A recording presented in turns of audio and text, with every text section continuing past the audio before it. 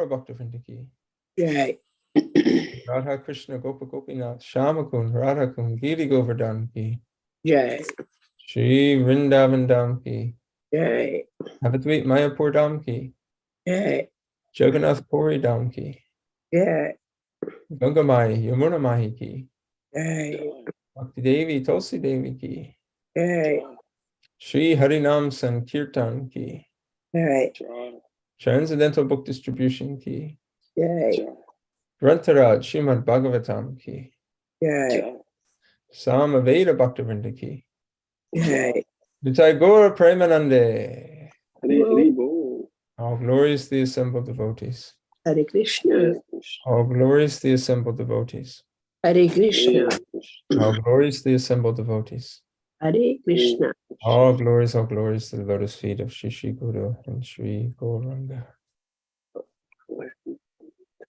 Nama Om Vishnu Padaya Krishna Prastaya Bhutale Srimati Bhaktivedanta Swami Nitinamane Namaste Saraswati Deve Gauravani Pacharine Nirvishesha Srinivadi Paschatya Deshatarine. Om Namo Bhagavate Vasudevaya. Om Namo Bhagavate Vasudevaya. Om Namo Bhagavate Vasudevaya. Om Namo Bhagavate Vasudevaya. Om Namo Bhagavate Vasudevaya. Om Namo Bhagavate Vasudevaya.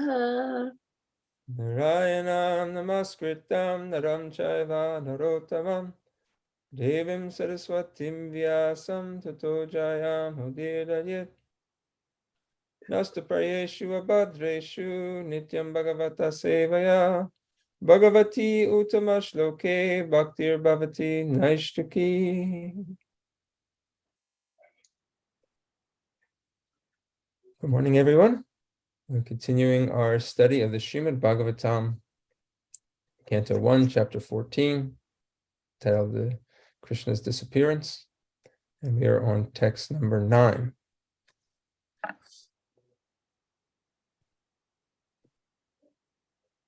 Yasmannaha sampado rajam daraha pranaha kulam praja asansap apna vijayo lokas yad yaj anugrahar.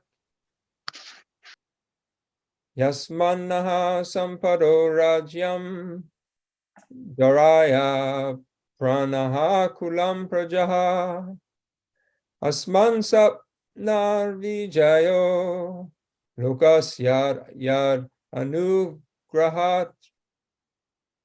Yasmannaha sampado rajyam daraha pranaha kulam prajaha asansapna vijayo lokas yad anugrahat. Please chant.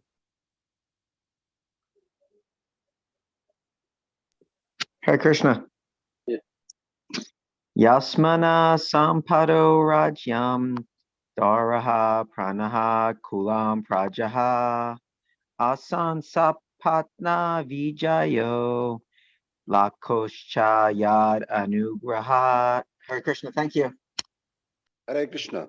Yasmanna sampada rajyam taraha pranaha kulam prajaha asan sapatna bijayo lokascha yadonugrahat. Hare Krishna. Yasmanna sampado rajyam dhara bana kulam praja asan sapatna vijayo lokascha yad anugrahat. Hare Krishna. Hare Krishna. Yasmannaha sampado rajyam daraha pranaha kulam praja asan patna vijayo lokascha yadanugrahat. Hare Krishna. Hare Krishna. Yasmananaha sampato rajyam daraha pranaha kulam pradaha asan sapatana vijayo lokascha yadu anugrahat. Hare Krishna.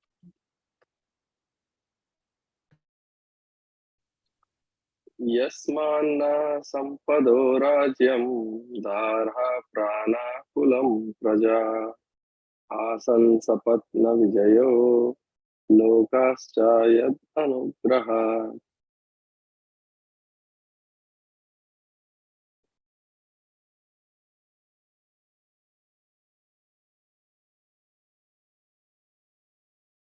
Thank you for chanting. We'll move on to the synonyms. Yasmat, from whom? Naha, our. Sampadaha, opulence. Rajam, kingdom. Daraha, good wives. Pranaha, existence of life. Kulam, dynasty. Prajaha, subjects. Asan, have become possible.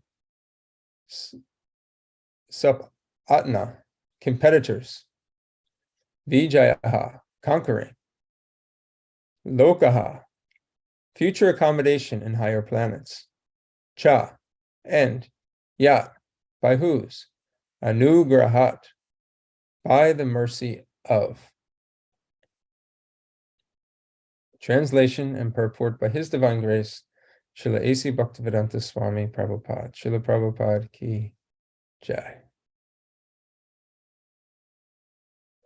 From him only, all our kingly opulence, good wives, lives, progeny, control over our subjects, victory over our enemies, and future accommodations in higher planets have become possible. All this is due to his causeless mercy upon us. So his and him here are referring to Lord Krishna. Purport.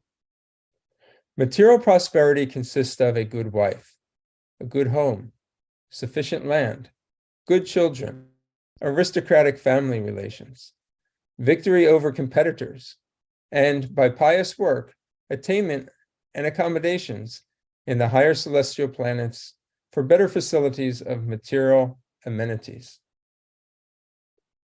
These facilities are earned not only by one's hard manual labor or by unfair means, but by the mercy of the Supreme Lord. Prosperity earned by one's personal endeavor also depends on the mercy of the Lord. Personal labor must be there in addition to the Lord's benediction. But without the Lord's benediction, no one is successful simply by personal labor. The modernized man of Kali Yuga believes in personal endeavor and denies the benediction of the Supreme Lord. Even a great sannyasi of India delivered speeches in Chicago protesting the benedictions of the Supreme Lord.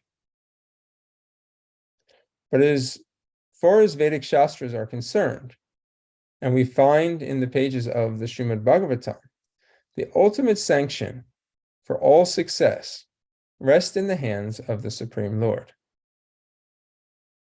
Maharaj Yudhisthira admits this truth in his personal success, and it behooves one to follow in the footsteps of a great king and devotees of the Lord to make life a full success. If one could achieve success without the sanction of the Lord, then no medical practitioner would fail to cure a patient. Despite the most advanced treatment of a suffering patient by the most up-to-date medical practitioner, there is death. And even in the most hopeless case, without medical treatment, a patient is cured astonishingly. Therefore, the conclusion is that God's sanction is the immediate cause for all happenings, both good or bad. Any successful man should feel grateful to the Lord for all that he has achieved.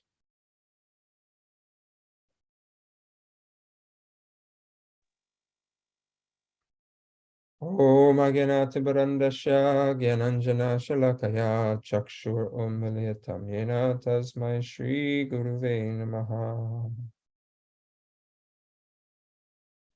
Shri Chaitanya Manobishtam Swapitam Yena Bhutale Swayam Rupa Kadamayam Dadati Swapadantikam Vanchakopatarubhyascha Kripasindhuvya Evacha Patitanam Pavanevyo Vaishnavevyo Namo Namaha. Jai Shri Krishna Chaitanya Prabhu Nityananda Shri Advaita Gadadhar Shivasadi Gaura Bhaktavrinda. Hare Krishna, Krishna Krishna, Hare Hare, Hare Rama, Rama Rama, Hare Hare.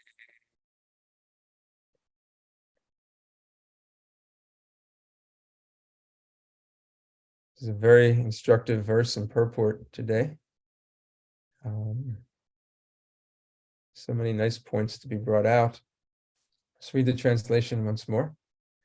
From him only, all our kingly opulence, our good wives, lives, progeny, control over our subjects, victory over our enemies, and future accommodation in higher planets have become possible. All this is due to his causeless mercy upon us. We find in this purport, there are several points that are made, and we'll go over them today. Material enjoyment and what that means. And then also an understanding, and this is important for us to know, what is the cause of the results of such activities when one endeavors for results. What are the factors of success? And then finally, how is it that one is to actually deal with success or perceived success or perceived failures when they receive them? All important lessons that we can take away from this verse. So I really appreciate how Srila Prabhupada starts off this purport. It's just so powerful. It is right there, and he lays out. He lays it out in this first sentence about when we talk about material enjoyment, material prosperity, sense gratification and enjoyment, the things that in general what one desires to achieve in life. He says material prosperity consists of a good wife, a good home, sufficient land, good children, aristocratic family relations, victory over competitors, and then ultimately in the end, a better life in the afterlife. This is what typically people would consider to be a good life, right? A beautiful, faithful wife. You have your own piece of land. Your home is in good working condition and can take care of all the necessities that you have. You have enough space to enjoy and be comfortable. You have good children, just enough children, and they're all cooperative, and they're educated, they're healthy, they're growing up to help take care of you. They're educated, produce some good income, and they have a good future themselves. Aristocratic family relations, that you have, your friendships and connections and network, are all people in society that are looked upon very favorably. So therefore, you're looked upon very favorably in society. Victory over competitors, that throughout the course of life, you face different adversaries, whether it's in social relations, work relations, family relations, but they have not defeated you, but you've been able to overcome them. And then in the end of your life, you're able to, through your piety, achieve a better life, a better afterlife. Dharma, Artha, Kama. This is the three of the main principal teachings of generic religion. Materially motivated religion is to be able to live a life of material prosperity. And then Srila Prabhupada moves on to say that when material prosperity happens, we should understand that it is not due just because we endeavor we endeavor very hard for it. We put in our personal labor. Sometimes a person endeavors very, uses all their full energy in trying to accumulate material opulence.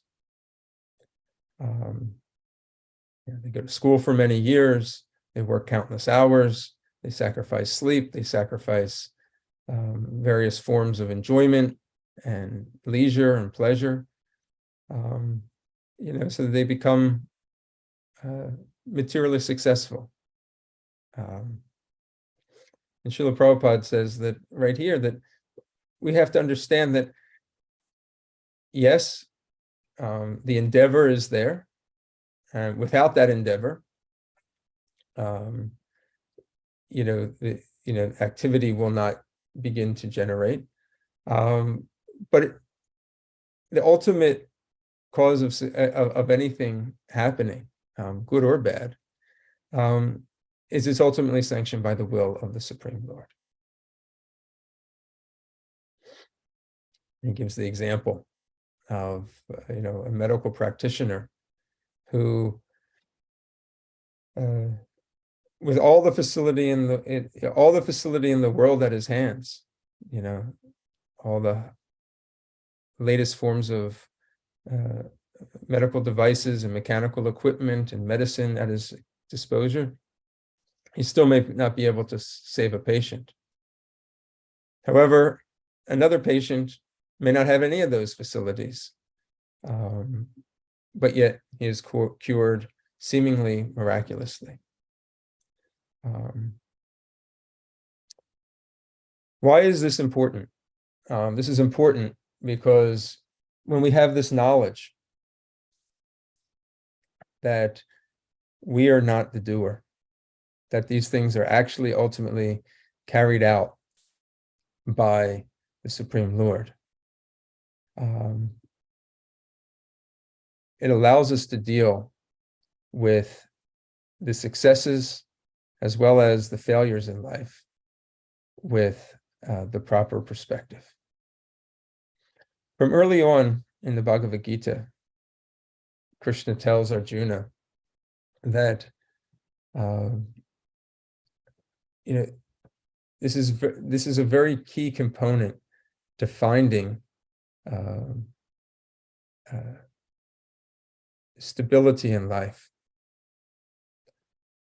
That we have to be able to see that the rising and the setting of happiness and distress in life with an equal mind, and not to be disturbed or overly elated when they come into our lives.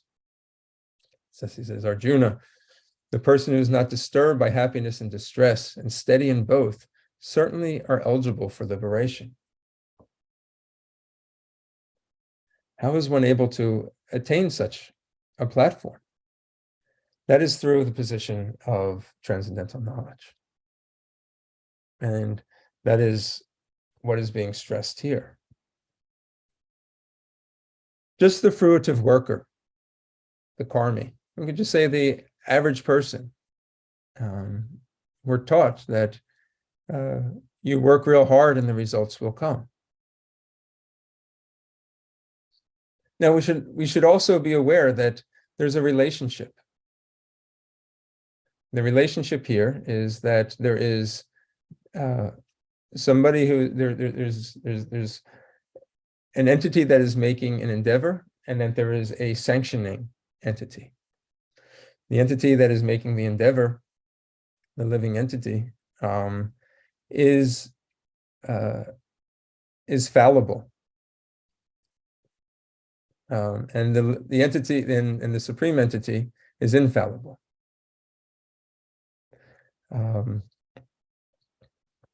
The entity that is making the endeavor is covered over by the modes of material nature. And because of it being covered over by the modes of material nature, and this, what is called ahankara, or false ego, one thinks himself to be the only person who is in control of his destiny. This is brought out in the verse in the 3rd chapter, 27th verse of the Bhagavad Gita. The spirit soul is bewildered by the influence of the false ego and thinks himself to be the doer of activities that are in actuality carried out by the 3 modes of material nature. Prakriti kriyamanani gunai karmani sarvashaha ahankara virudatma partaham iti manyate. And in this purport, Srila Prabhupada, he brings about the clear distinction between a person who is in knowledge and a person who is in ignorance, and how, although their activities are the same, their consciousness is completely different. 2 persons, one in Krishna consciousness and the other in material consciousness, they're working on the same level, and they may appear to be working on the same platform, but there's a great gulf of difference in their respective positions. The person in material consciousness is convinced by false ego that he is the doer of everything. He does not know that the mechanism of the body is produced by material nature, which works under the supervision of the Supreme Lord. The materialistic person, has no knowledge that ultimately he is under the control of Krishna. The person in false ego takes all credit for doing everything independently. And that is the symptom of his nescience. Why? Because he does not know that this gross, subtle body is the creation of material nature.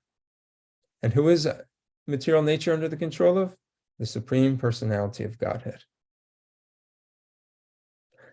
And as such, his bodily and mental activities should be engaged in the service of Krishna and Krishna consciousness.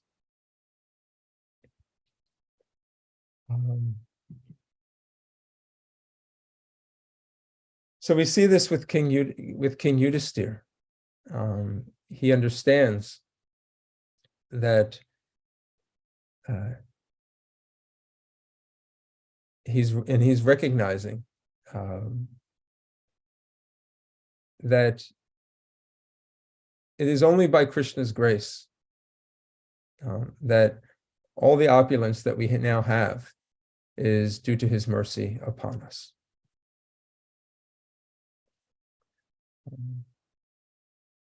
It's an important lesson for us to learn, because we too can become forgetful in life, thinking ourselves to be the doer, and that Krishna's hand is not there.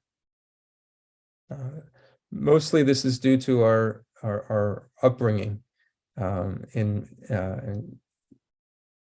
Srila Prabhupada says the modernized man in Kali Yuga believes in personal endeavor and denies the benediction of the Supreme Lord.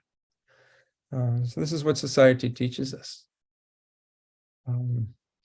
At the same time, we have to look at this honestly. because we don't want to look at this from the point of sentimentality. We want to look at it through the place of knowledge. So the position of sentimentality would say that,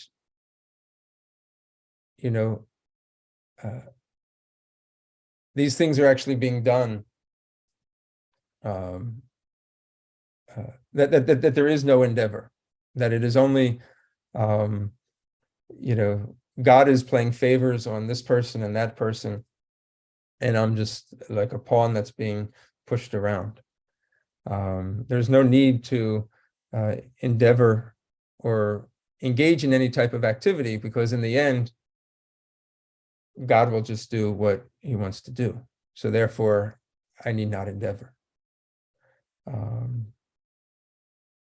It is all by the grace of the Supreme Lord. In one sense, all activity, as stated in the verse in the Bhagavad Gita, Prakriti Kriyamanani, that because Krishna is in control of material nature, and this is the manipulation of material nature, these activities, Krishna is actually carrying them all out. So we have to see that from the place of knowledge. But to simply think that as people, we don't need to endeavor for anything, that we just have to wait on the result of the Lord, that would also be the incorrect understanding. I don't need to wake up and actually go to work. I'll just sit here and wait for the result to come. That would be kind of foolish. I don't need to go and wake the deities this morning. We'll let Krishna manifest it and do it himself. That is not what is being said here. It's the understanding that no matter what we do, we cannot do it without Krishna's mercy. Even if we want to endeavor ourselves, we are so dependent on Krishna bringing forth so many different arrangements to make it happen. I'll give one example. I was thinking about it yesterday. We go to the temple and we look at the deities and we say to the pujari, how beautifully the deities are looking today. And we think about the pujari who dressed the deities and say, wow, they did a really, really beautiful job dressing the deities. And we forget that all the components that go in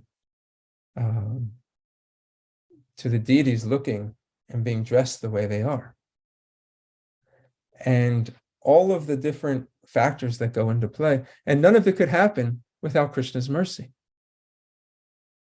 But at the same time, the deities didn't dress themselves. It was through the endeavor, and that is the relationship between the living entity and the Supreme Lord. It is not just the Supreme Lord, it is the living entity and the Supreme Lord. It is the endeavorer, and the sanction of that activity. Somewhere in India, there's an artisan that is, or a seamstress who is making a dress. But that person who's the seamstress, they didn't actually create that material. Somebody had to create that material and make sure that that material was brought to them. And they purchased that material, they made the material. And then they were done, they didn't actually walk it over and dress the deities with it. No, they packaged it. And that packaging, they didn't create, somebody created that packaging. And then they somehow got on a vehicle, and then they took it to the airport or on a ship, and then they got on a ship, and that ship, or plane, then had to fly over, and then went through distribution, and then got on another vehicle, and then got transported by another person. And there are all these little individual factors that are taking place that could at any time become disrupted. Planes crash, ships sink, things get misplaced, people have accidents, all these different things, they happen, all for the outcome when we look at something and say, this is being done by this person, or this was done by me.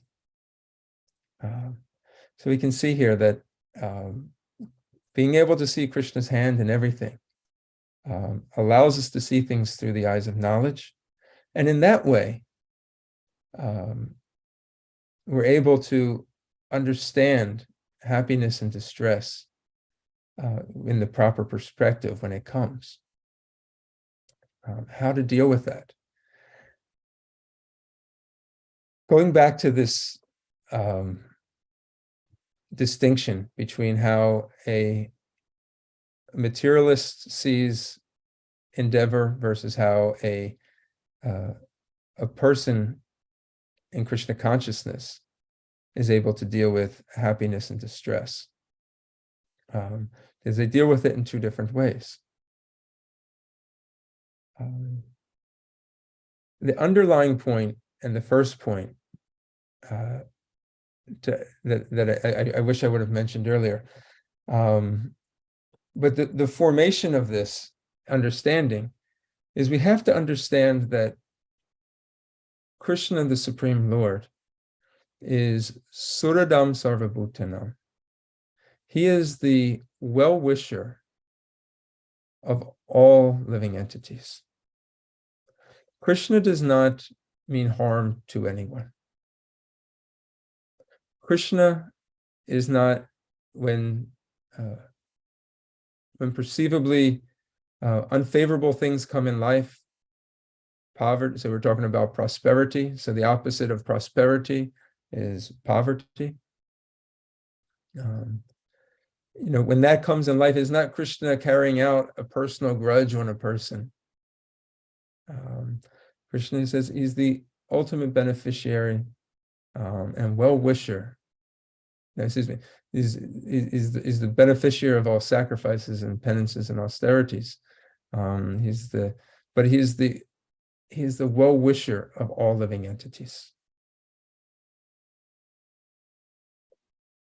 And from this, we can understand that when Krishna puts you in distress, that is actually Krishna's mercy. Because when Krishna, because otherwise he wouldn't be our ultimate well-wisher and our ultimate friend.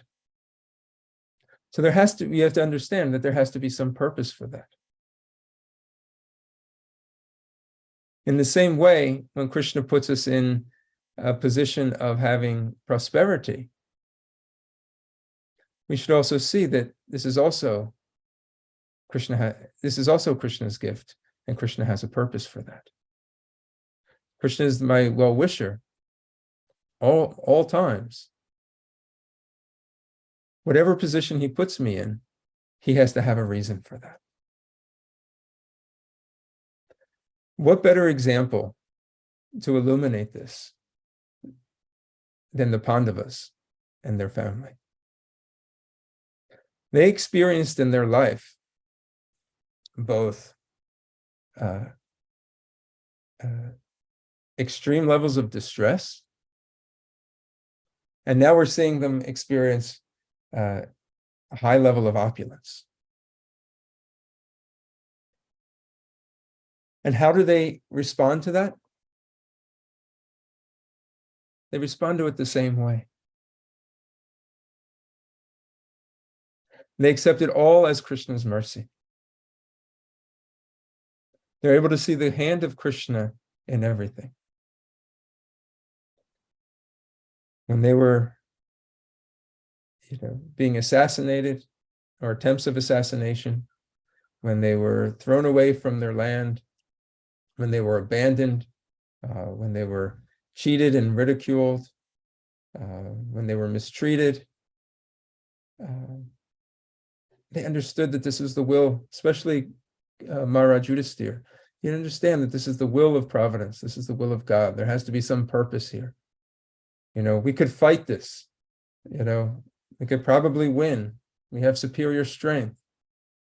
But there is some purpose that is being here, that God has put us in this position. In the prayers of Queen Kunti, extract the very essence of that. Even to the extent where she prays that allow the calamities to come again and again. Because when the calamities come, Krishna, we're actually able to see your hand in our lives, and we're able to see you because you're always there,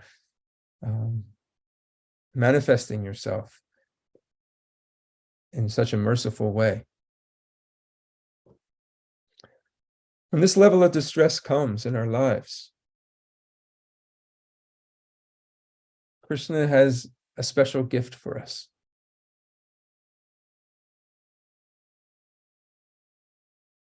When you have nothing, you have to fully depend upon the mercy of Krishna. When Krishna strips away various relationships in our lives, or Krishna takes away maybe employment, maybe he takes away, maybe we have a car, maybe whatever we have attachment to, Krishna is setting us up for a closer relationship with him. And that means recognizing our dependency upon Krishna. I was recently speaking to a devotee, and a very wonderful senior devotee, served many years in kind of the farming field, and he was saying, he says, I really have nothing. I have no resources. He says, I simply go on the mercy of the Lord. He says that may sound very I forget the word he used, but basically, filled with sentiment. Like I just rely on the mercy of the Lord. But he says, when Krishna takes away all your resources that you have, and you're completely dependent upon him, he says you see his hand guiding you everywhere. There's a verse like this actually in the Srimad Bhagavatam, the 10th canto, 88th chapter, where Krishna says, if I especially favor someone, I gradually deprive them of his wealth. Then his relatives and friends and such of the poverty-stricken man, they begin to abandon him. Suffering one distress after another, he develops his full dependency upon me. Of course, we're not praying for anybody to undergo any type of severe distress in this way. This is all up to Krishna and how he handles his devotee. But when it comes, Krishna is inviting that person into a relationship deeper with him of dependence. And we can see that and how that manifested in the life of Maharaj Yudhisthira and his brothers and his mother. How does one respond to that? In the material way, one laments. I wish to have a great level of enjoyment and material prosperity, and now it is gone. So what do I have to do? What arrangements do I have to do to regain it? When something is taken away, one laments. But we see in the lives of the pure devotees that actually they receive and see it as Krishna's mercy for greater dependence upon Krishna. We look at the life of Srila Prabhupada. He had $5 when he came to America. Spiritually, he was pure. Spiritually, he was the most wealthiest man. Materially, he was poor. And he had to beg to get a ticket upon the steamship. But when you read the prayers on the Jaladuta, he was completely dependent on the mercy of Lord Krishna.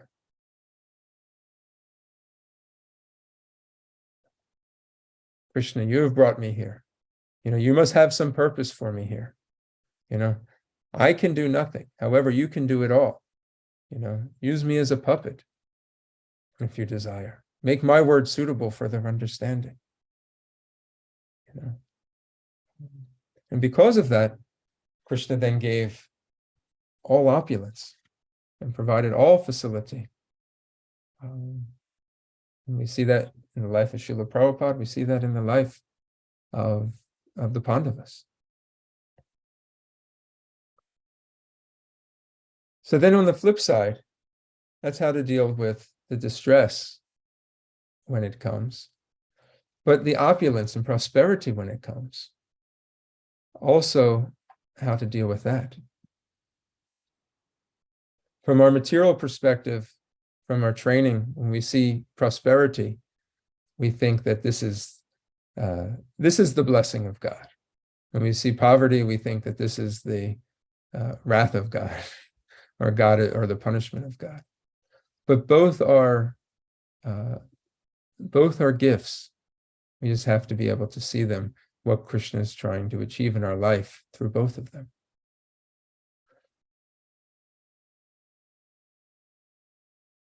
When one has material opulence, oftentimes one wants to enjoy. But again, remember that Krishna is the well-wisher of all living entities. He wouldn't give opulence to a devotee simply just to allow that devotee to enjoy and forget about him. That wouldn't be a well-wisher. Give you prosperity so that you can forget about me. Well, what would Krishna's purpose be in that? So if Krishna gives prosperity, again, he's giving it for a particular reason. And this is an important lesson for us as practitioners of bhakti, because prosperity comes in different ways. Sometimes it comes in the way of fame, sometimes it comes in the way of wealth, sometimes it comes in the way of a position, sometimes it comes in the way of relationships and association, connections and networks, etc., what it may be. And we should understand that what comes today could be gone tomorrow by Krishna's grace. And we should see whatever comes as Krishna's gift upon us. And when we see it as a gift, one, we have to learn how to deal with that gift and what to properly do with it. Sometimes in success, we don't necessarily know how to deal with it. We achieve success, sometimes as devotees, we try to deny it. But again, we should see it as a gift given by the Lord. For instance, a person you may have seen this, a person says, Prabhu, you are a great cook. You cooked a really wonderful offering for the Lord. I really appreciate it. Please continue doing wonderful devotional service. And not knowing necessarily how to respond, a person may say, oh, well, I don't know. I didn't do anything. I just kind of came and it just like happened. And I don't know. We kind of maybe shrink a little bit. Or somebody would say, you gave a wonderful class, or you did, wonderful kirtan, or, you're doing tremendous service, or, whatever it may be. One could, gotten a promotion and now has a lot more money at their disposal and has the ability to help and give more, whatever it may be. We don't necessarily sometimes know how to actually handle and deal with it. We maybe shrink a little bit and maybe deny involvement at all. But it's important to recognize that it is a gift, but the gift has come from Krishna. And it's not due to my doing. And if it is, it's really that Krishna has been doing, has the one who sanctioned it. And because of that, we have to express our gratitude. We express our gratitude to Krishna, and we express our gratitude to all the devotees and all the people in our lives that have helped us, giving proper respect and credit where it is due. And then finally, to be able to recognize that whatever is given to us shall be used for the satisfaction of Krishna. Work done as a sacrifice for Vishnu has to be performed. Otherwise, work causes bondage in this world. So if we're not expressing our gratitude to Krishna and all the people that have, all the devotees that have placed us in a position for receiving gifts of prosperity and opulence, then we have not properly understood. We think ourselves to be the doer. And when that happens, two things can manifest. One thing is complacency. Prosperity has come, now I just have to sit back and enjoy the fruits of that prosperity. One becomes complacent. The other is greedy. One becomes greedy for more.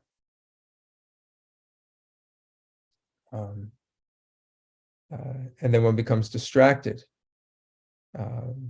in executing the gift that has been given to them by the Lord. So we see this again with Maharaj Yudhisthira, how Maharaj Yudhisthira, even to the point of his competitors, he's bringing out, my competitors, you've given us success over our competitors. Basically, Krishna, you have paved the way for us. Now we better do something, beneficial, to human society. We better fulfill the purpose you have for us in giving us all of these accommodations in our lives. The same mentality that we had when we were stripped of everything, and now that we have, the whole world is under our control. You are still the Supreme Lord, and you are the one that has sanctioned all this activity. Obviously, you have some purpose for us. You have some purpose for me. And therefore, we have to we have to see it within the proper light and the proper, with the proper knowledge that Krishna, you are behind it all. Quick story in just the material light, but it drives home this point. There was this CEO of a company, and he was the chairman of a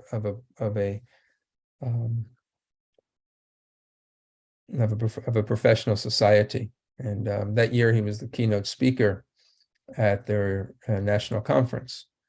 And when he arrived in the plane, he came in and, he got off the plane, and there was a big sign for him saying, Mr. Clark, follow us. And somebody was there to pick up his luggage, and he got in the car, and it was a limousine, and they took him over to his hotel. Got into his hotel, everything was set up for him. They said, what would you like to eat for dinner? We'll be able to pick you up tomorrow, 7:30 sharp. All the arrangements were made for him. He got to the conference. He had his own kind of dressing room. There was a mug there with coffee already poured with his name on it.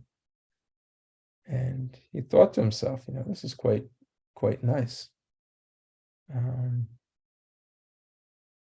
A couple of years went by. He was no longer the chairman of his local organization. He was no longer the keynote speaker, and that position had been given to somebody else. But still attending the annual conference, national conference. He got off the plane this time, but there was nobody there to greet him. He had to make his own arrangements. He now drove in a taxi cab with 3 other people. He got to his room, but there was no room service provided for him. There was nobody waiting for him the next day to drive him. And when he got to the conference, he was drinking from a styrofoam cup like everyone else.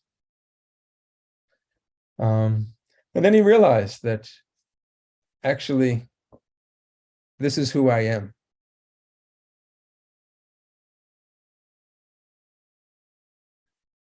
I'm a styrofoam cup.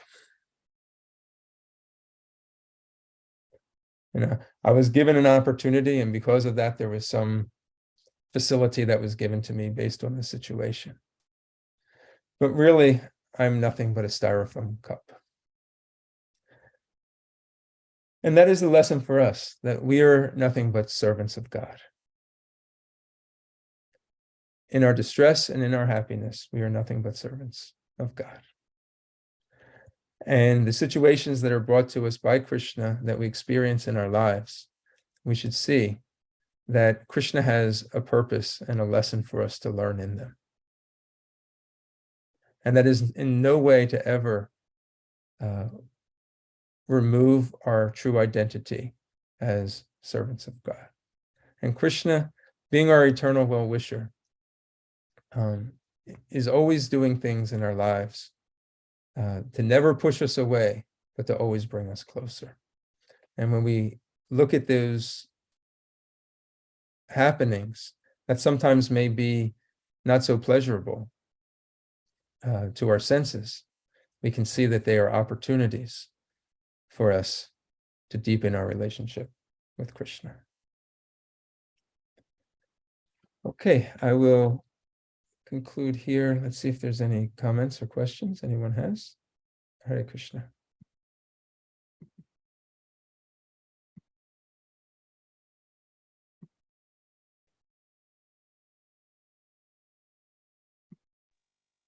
Thank you very much, Prabhu, for a nice class and a lot of things you told us. Yes, like I was thinking of Kunti Maharani prayers. So she says, and I wish all these calamities would happen again and again, and we would see you again and again. So for seeing you mean that you will be no longer see separate, repeated birth and death. We will be. So that was the one.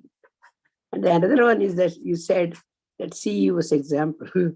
So we are just servant of God, and we are just like that styrofoam cup.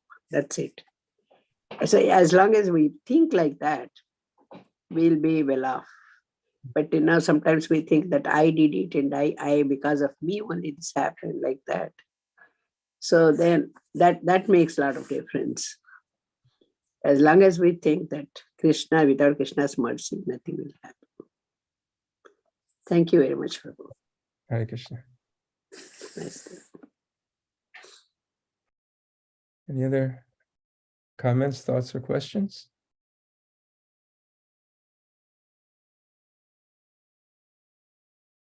Okay. Thank you all for your kind attention. I just want to say, Hare Krishna, Prabhu. Hare Just Krishna. want to say that I really like when you said we should express our gratitude whenever we have everything and Krishna's, when we feel Krishna's mercy, also we should feel gratitude. Sometimes I forget about this gratitudeness. Reminded, and very nice class, whole class, very, very nice, interesting. Thank you very much. Hare Krishna.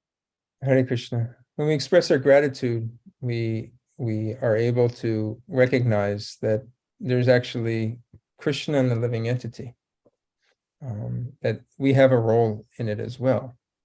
And our role is expressing service and performing service. We're eternal servants. And the opportunity to serve, being able to, if we deny, say, for instance, if we deny a compliment, we're denying a gift that is given to us. But if we take full credit for that compliment and say, yes, it was me, I put in all this hard work and this is all I've done, and yes, then we're in ignorance, because we're in deniance of all the success factors that have gone into it. And yes, there may have been some effort put forth on our part. However, it is really, we have to offer that up. We offer it up to the spiritual master, we offer it up to the guru, we offer it ultimately up to Krishna, because it's by the mercy of them that all this has been able to happen. So the proper way of dealing with success is we offer it back to Krishna, and to do with it, with what, so how did Maharaj Yudhisthira offer it back to Krishna? He executed Krishna's will for him in this life, and that was to become the emperor and to establish dharma and spiritual consciousness, and to rule with the ideal king in spiritual consciousness, to uplift the citizens that were underneath of him. That was how he gave that back to Krishna. He utilized it in Krishna's service. So similarly, if we have opulence that is provided to us, we have to truly see this isn't now Krishna saying, okay, I'm pleased with you, now just go off and forget about me and just enjoy. What does Krishna want me to do with this opulence?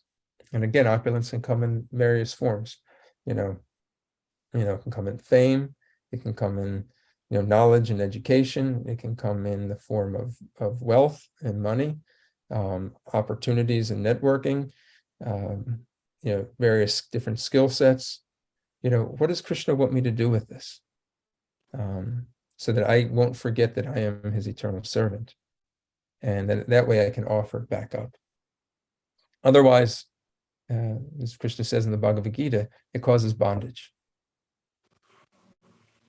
Okay, thank you very much. Very nicely explained. So we have to offer back, that means gratitude. So we see that in various religious traditions, they have this principle of like tithing. Like in Christians, they 10% they give, like right away. They just give 10% of their income to the church or a spiritual cause. We see how Rupa Goswami, says 50% of or the example with Rupa Goswami, 50% of his wealth was given to Krishna conscious activity, 25% kept for emergency, and 25% for his living. But the idea is that we should see how much we can give to Krishna, and when opulence is given to us, we should not think that Krishna wanted me to enjoy this. He wants me to use it for glorifying Krishna. Yeah. Hare Krishna, thank you.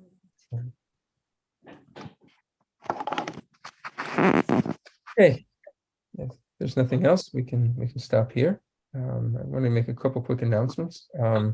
Tonight we have our Srila Prabhupada Leela night.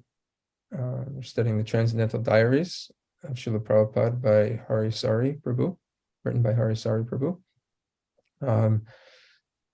Also, I wanted to mention that this weekend, His Grace Kalakanta Prabhu will be in Philadelphia. Many may remember him. He came back in June, visiting Philadelphia. He'll be back this weekend to visit. So I'm not sure exactly. I know he's giving the Sunday Feast class. Not sure yet if he's going to be giving any of the Srimad Bhagavatam classes in the morning. I think he'll be here till Monday or Tuesday. So we'll find out more information about that when we come, but he'll be here. So if you're interested in getting his association, a really wonderful devotee, stop by. He'll be around the temple. That's it for me. Hare Krishna. Grantaraj Srimad Bhagavatam ki jai, Srila Prabhupada ki Jai. Hare Krishna. Thank you. Bhaktanam Bhavadebhyo Vaishnavi Shakti Patithanam Pavane